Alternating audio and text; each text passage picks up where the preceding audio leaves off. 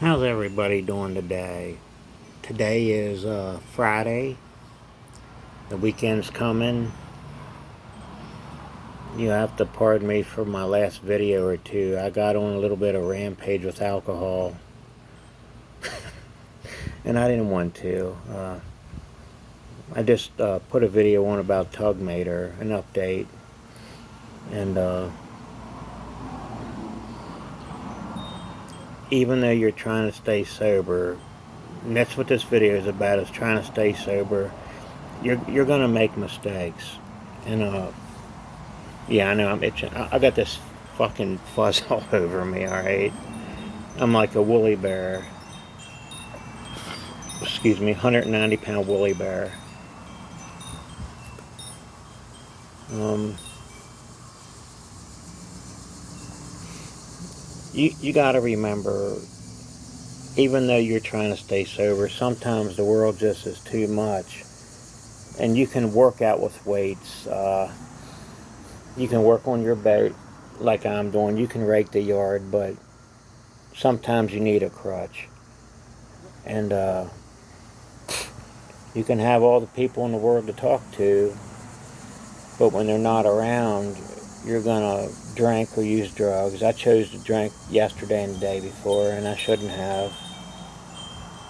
And I told my counselor at Ideal Options I drank, that I had a bad couple of days, and they actually understood. She just said, you need to get that under a handle. You need to take your stress out on other things.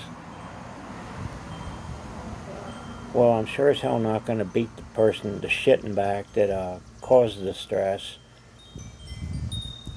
And I'm not going to throw that person away, even though that's what the Bible says. The Bible says that if it's evil, it's making you evil.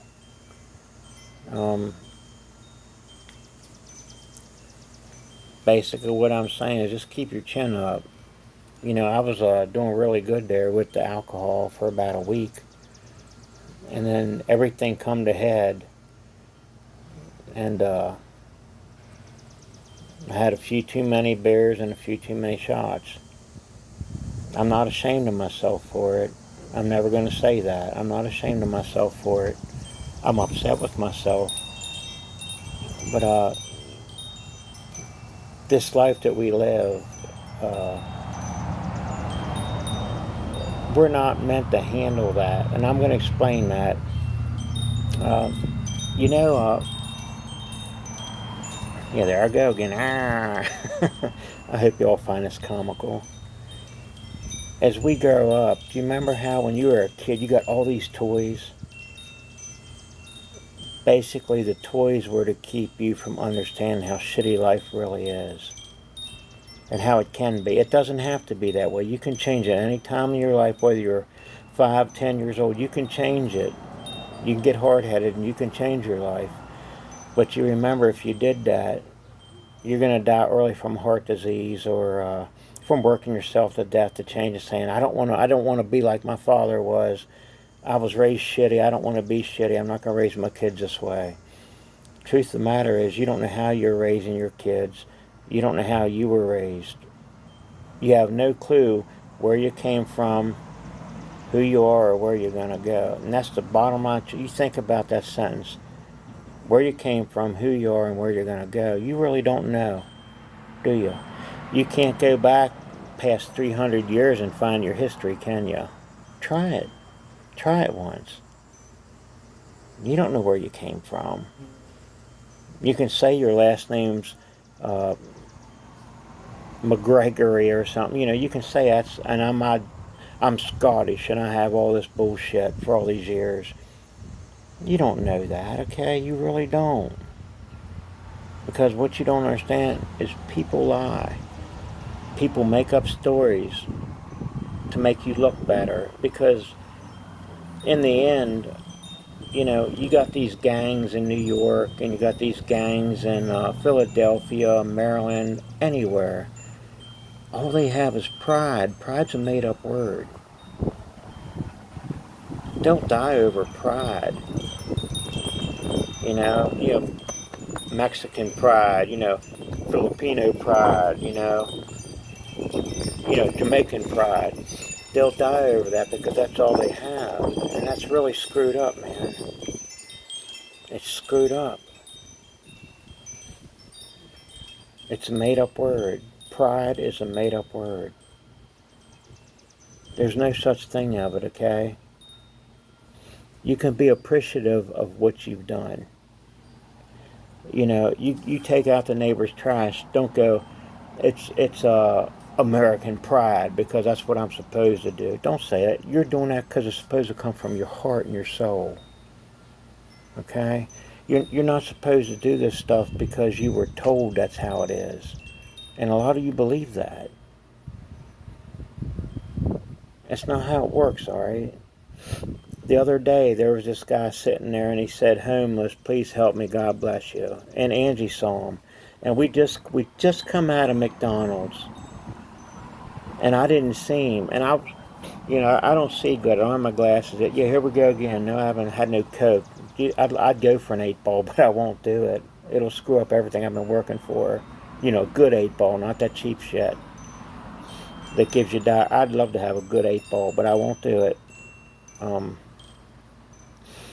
But I started walking down the wrong street because I couldn't see, and she's got the window down. See? And she's got the window down. She's yelling at me, down here on the corner. And finally I find this guy. And he looked at me. And he said, "I've been sitting here all effing day." He said the other part, though. He said, "All I want is a hamburger and enough money to buy a beer." And I said, "Well, what's your story, you know?" And he said, "My name's Phill." I said, "All right, Phill, I'm Johan, or John, you can call me whatever." And he said, "You're that guy that has that big truck and the Harleys and the Porsches and, you know, that big business down there about a mile down the road up on Sweeney Drive." And I said, "Well, no, that used to be me. I got hooked on pain pills and alcohol." I said, "That's not me no more, okay? I'm no better than you." And I said, "Before I got hooked on drugs, I was no better than you. I just didn't know that. It took that to make me realize I'm just a human being, just like you. I'm no better than you. I'm no worse. We're just human beings living on this planet until we have to go." I said, "What do you need?" He said, as nuts as it sounds, he said, "I'd like to buy a double cheeseburger meal, and I'd like to have a beer, and I'd like to have like $1.25 more so I can get one of them little whiskey bottles, them 99 proof whiskey bottles, so that I can drink that before I go to bed tonight." So I gave him $10. It wasn't that much, but I gave him $10. I know what that stuff costs, you know, because I'm an alcoholic. I'm an ex-drug addict. I'm trying to be an ex-drug addict. And he said, "Could you do me a favor? Could you wait here a minute?" And I'm looking at Angie's car sitting at the red light. I said, "Hang on a second." I went up and said, "Pull over there to Roto-Rooter." You know, Roto-Rooter is right beside McDonald's on Dual Highway in Hagerstown at that square light, the hill. And so I went back and I sat, and he went down to McDonald's, and he brought the McDonald's food back. And he gave me one of those cheeseburgers out of the double cheeseburger meal. And he said, "Would you sit here, just take a minute and sit here and eat with me?" And I don't know where it come from. I said, "Did you get ketchup?" He said, "I always tell him to give me a handful." He said, "Because when I don't have no money, I'll mix ketchup and pepper packets and salt and I'll eat them." He'll eat the condiments.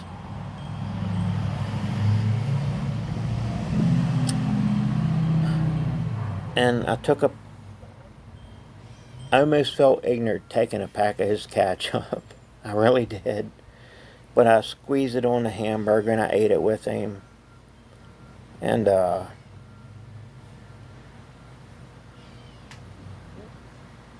deep inside, he's a genuinely nice person. And I said, would you like to come live at my house? I said, it's not great, but you'll have a roof over. No, no, no, I don't need nothing like that. I do this every day. I drink 2 or 3 beers a day, and I drink one hard little bottle at the end of the night so I can sleep. Said he has 2 daughters that want nothing to do with him. Come to find out, every Saturday, his ex-wife that is married to another man, she cooks him a meal.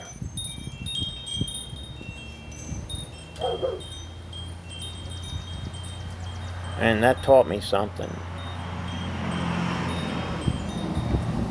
I think my phone's going to go dead, so we'll take this conversation, and this will be part 1, okay?